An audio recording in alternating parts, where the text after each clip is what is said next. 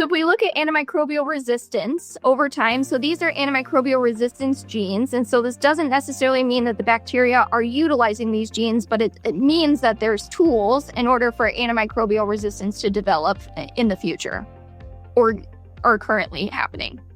So we reported 3,900 antimicrobial resistance genes over 119 samples, with 4 of those being no detections of ARGs.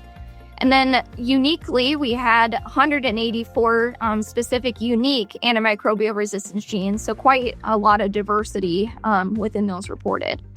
We also had 151 what are called Integron integrase genes.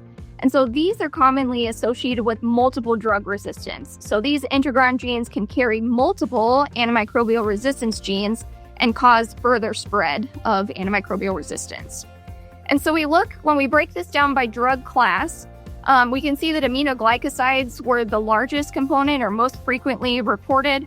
Beta-lactams, like penicillin, was in here, tetracyclines, phenols, macrolides, lincosamides, streptogramins, trimethoprim, etc.